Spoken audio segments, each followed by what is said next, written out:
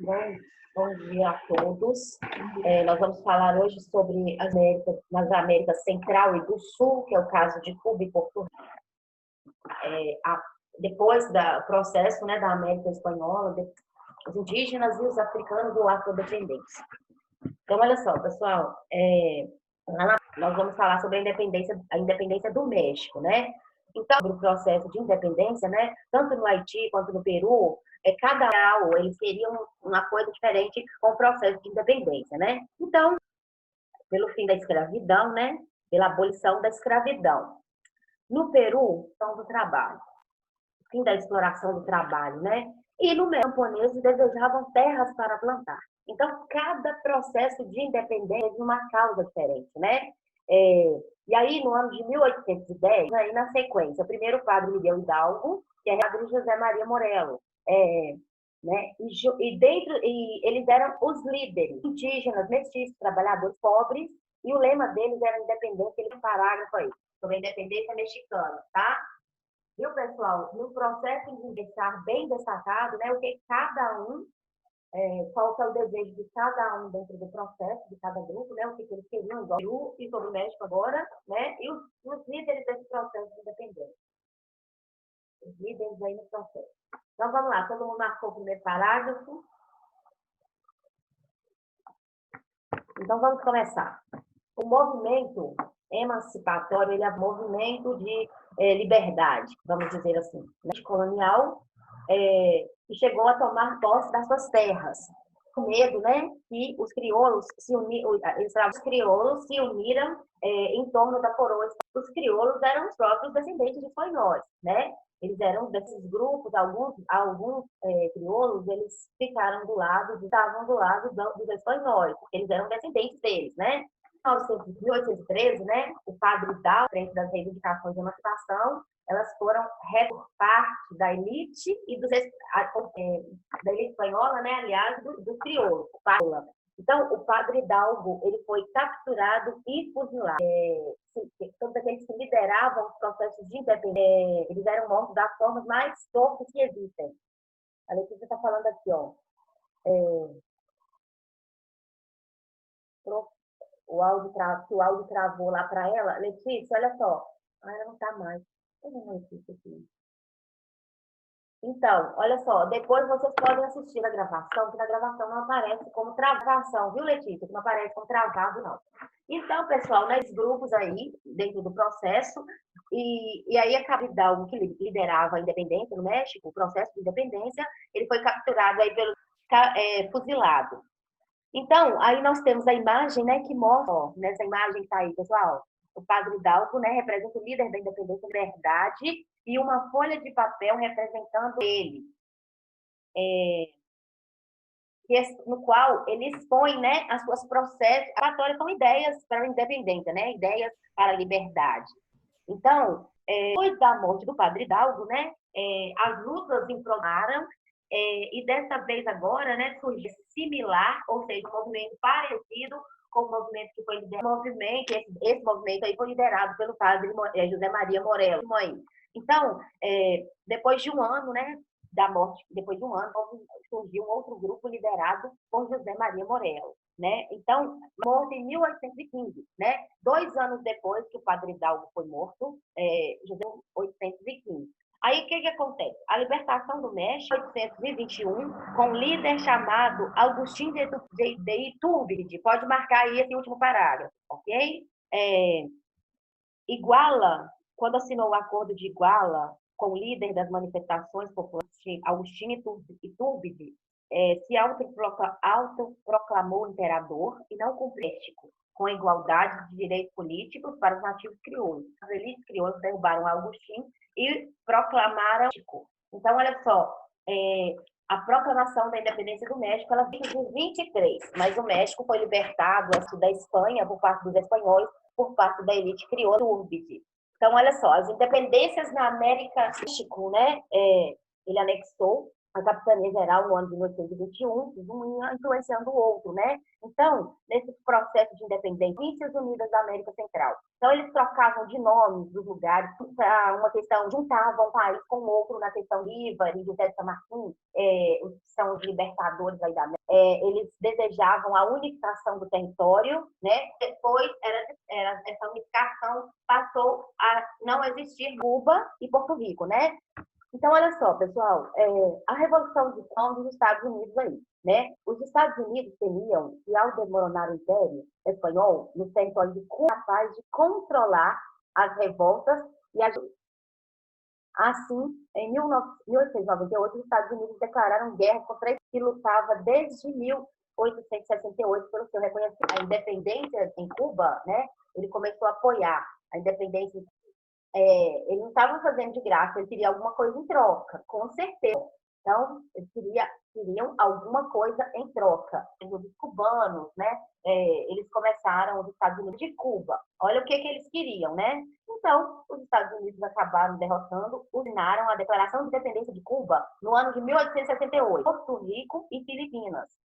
Filipinas é um território espanhol, né? Localizado aí no Oceano Pacífico. Então, em 1902, o Senado estadunidense aprovou uma forma de Constituição. Então, eles assinaram uma emenda chamada de Emenda Platt, direitos aos Estados Unidos, até o ano de 1933, de intervir na ilha de que econômicos e políticos fossem ameaçados por outros países. Não entrou na guerra em prol de Cuba por afinidade ou porque ele entrou por interesse próprio. Então, e esse interesse próprio seria qual?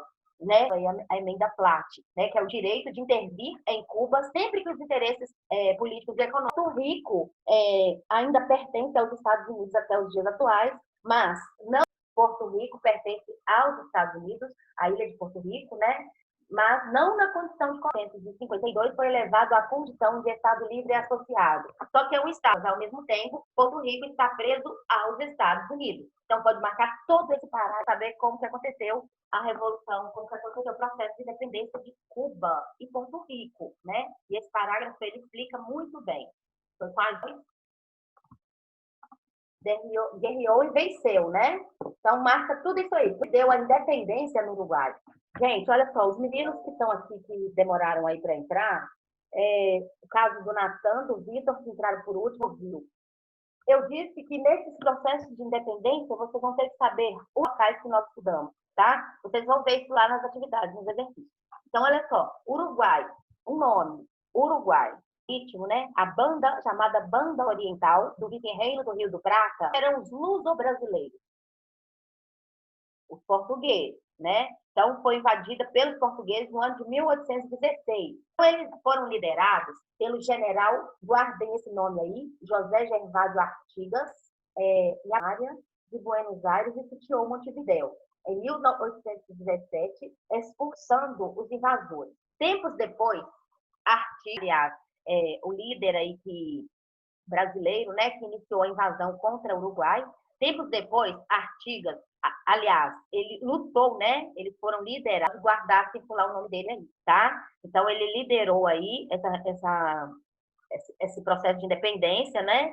E aí, no ano de 1816, aí, tempos depois, Artigas baniu os espanhóis, ou seja, que essa região aí chamada Banda Oriental, e proclamou a independência do Uruguai no ano de 1820. Não é de vocês não, mas os líderes vocês têm que saber, tá? Quem foram os líderes, guardar esses nomes aí dos líderes da independência desses países que nós estudamos. Então, porque nós estudamos os principais, aqueles países que tiveram maior peso, maior relevância no processo de independência. Em 1825, 33 orientais, né? Ou seja, lá da Banda Oriental, grupo formado por membros da antiga província oriental, foram envolvidos no processo de independência, né? Com o Uruguai, a fim de reconquistar o território da Cisplatina, que havia sido perdido em 1800 brasileiros, que eram portugueses, né? Por que eles entraram nessa revolução aí? Eles queriam conquistar o território da Cisplatina, e esse movimento aí foi chamado na página como que encerrou isso aí. Então, olha só, Artigas promoveu uma política progressista em seu governo, que vivia na região do então chamado hoje Uruguai. Artigas promoveu uma política progressista em seu governo, distribuindo terras aos indígenas. Negros lhe incomodou a Argentina e o Brasil, que passaram a combater violentamente o governo uruguaio. Os artiguistas artigavam os José Artigas, né? Eles eram chamados de artiguistas, os José Gervásio, né? Os artiguistas, como ficaram conhecidos, aqueles que apoiaram Artigas, exilaram-se no Paraguai e o território da Banda Oriental foi anexado ao Brasil no ano de província Cisplatina. Então, no ano de 1821, né, esse território aí da província Cisplatina foi anexado ao Brasil. Uruguai. Então, agora, vamos falar sobre a América Espanhola. Pode falar, Miguel? Não, só falei ok mesmo. Tá. Até agora América Espanhola. Independente para quem? Pessoal, cá o parágrafo anterior aí, acima do mapa. Marca aí para mim, por favor, tá? Todo mundo marcando esse parágrafo aí acima do mapa. América Espanhola, independente para quem, né?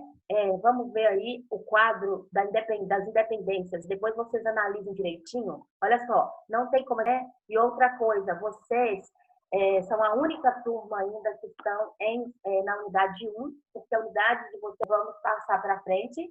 Vocês vão analisar nesse mapa aí está o mapa, né, das colônias da América Latina. Por que o Brasil, olha só, ficou independente no ano de 1822, mas o Brasil, né, a América Espanhola, ela se refere a todos esses países aí que vocês estão vendo, com exceção do Brasil, tá?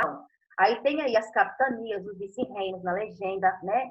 Olha só, lá embaixo, ó, outras colonizações. Colonização espanhola, América Espanhola. As outras colonizações, tá aí de verdinho o Brasil, que ficou aí, as 3 Guianas e o Suriname, né? As 2 Guianas e o Suriname, que pertenciam. Tinha a Guiana inglesa, né? Que pertencia à Inglaterra, o Suriname pertencia à Holanda e a Guiana francesa à França. Então, olha só, pessoal. Desde o início do século XIX até a liberdade do domínio europeu, né? Até o ano de 1820, a maioria delas já estava livre do domínio dos colonizadores europeus. Então, nos planos políticos econômicos, transformações para a população pobre dessa região. Ou seja, os pobres, eles continuaram da mesma forma. Não quer dizer que uma colônia, um país, depois do processo de independência, vira país, né? Vira nação. Não quer dizer que pobre deixou de ser pobre, que escravo. E aí, o que acontece? Com esses processos de independência, né, quem se beneficiou foram os integrantes da elite crioula, que pretendiam tirar a mente inalterada as relações de trabalho, né? As relações de trabalho para os indígenas, né, e os escravizados africanos. Ou seja, eles continuaram da mesma forma, né, nessa relação de servidão, e os indígenas lá fazendo os trabalhos forçados.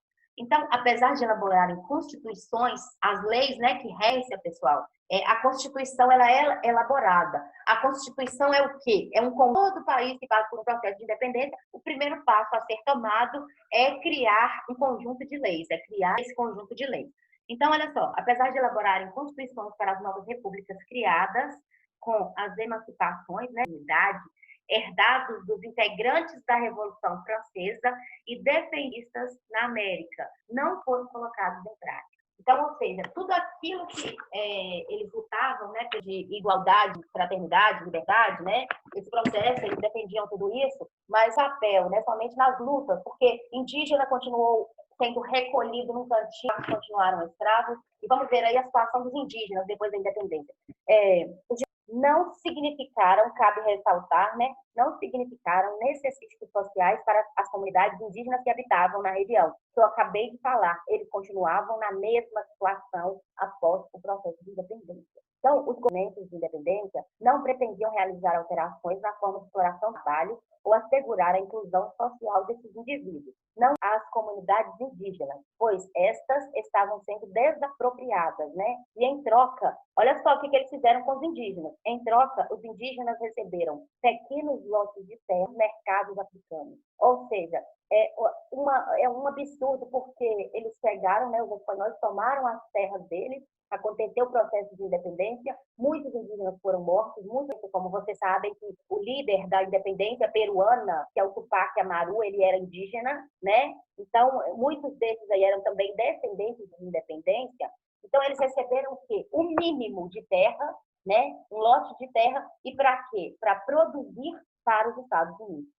E em algumas regiões da América, olha só, muitas suas terras sem receber nada em troca. Essa foi a situação dos indígenas após o processo de independência. Então, vocês podem marcar todo esse parágrafo aí, esse primeiro parágrafo, que retrata, né?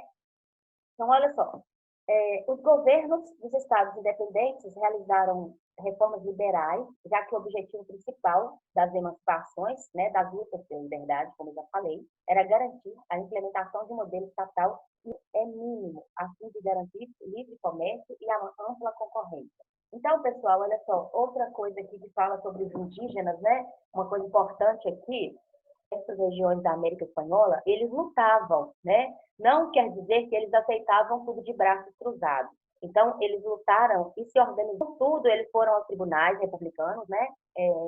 Foram aos tribunais republicanos que travaram as suas principais batalhas e obtiveram aí grandes, conseguiram a retomada de suas terras através de batalhas judiciais, né? Então, tem aí um trecho do artigo aí, documento, o artigo desse documento que dava essas terras, que devolvia terras para esses nativos, né? Então, pessoal, olha só, deixa eu ver se tem mais alguma coisa importante aqui, nessa parte aqui.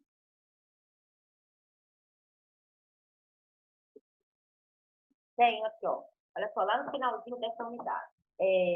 Na década de 70, né, a situação político-militar dos indígenas argentinos sofreu um revés. 457, tá? Último parágrafo da página 457. Político renomado e ex-vice-presidente da Argentina, assumiu o cargo de ministro de Guerra e Marinha. Ele colocou em obra para isolar os indígenas da região, né? Isolar os indígenas da região mais árida dos Pampas. Alcina morreu. Roca ordenou as campanhas do deserto, né? Lá próximo ao deserto, que resumiam em expedições governamentais para exterminar as comunidades e exterminando essas comunidades, né? E conquistar novos territórios para explorar a Argentina, né? São Luís Córdoba, Mendonça. Então, cerca de 15 mil indígenas foram assassinados, né? E os sobreviventes viviam em crianças indígenas, foram levadas para Buenos Aires para serem cristianizadas. Eles eram politeístas, né? Então, nesta parte da Argentina, chegaram essas mulheres e crianças se tornarem cristãs. Então, agora vamos falar da situação. Dá para a gente falar aqui em poucos minutos? Então, vamos lá. Eu queria só que ressaltar uma coisa para vocês. Na América Espanhola, o africano em condição de escravizado não era a maioria como na América Portuguesa, em que a condição de trabalho indígena não supria a necessidade da produção colonial. Ou seja, eles recorriam aos casos se os indígenas não dessem conta do trabalho. Aí eles recorriam à mão de obra africana. Por isso, na América Central, na região do Caribe e no norte da América do Sul. No entanto, a presença, né, dessa população foi marcante em toda a América Latina. Presta atenção nesse segundo parágrafo. Ó. Assim, muitos grupos de afrodescendentes e escravizados lutariam pelo infanticídio. Infanticídio, gente, é o assassinato de uma criança, né? Olha aí do lado, aí no glossário, ó, lado de infanticídio. E até mesmo construindo comunidades, como as chamadas cumbis na Venezuela e palenques em Cuba e na Colômbia, conhecidos como quilombos das matas, e serviam de esconderijo para os escravizados fugidos.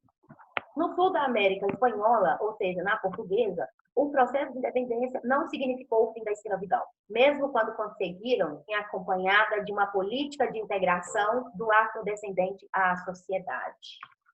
Ok? Aí, né, nesse segundo parágrafo que eu pedi para vocês marcarem, que esses locais onde esses escravizados, eles se chamavam cumbis na Venezuela, né, palenques em Cuba e na Colômbia, eles eram chamados de palenques no Brasil. Os quilombos eram os locais que para onde se escondiam, onde eles se escondiam, aquele que conseguia fugir.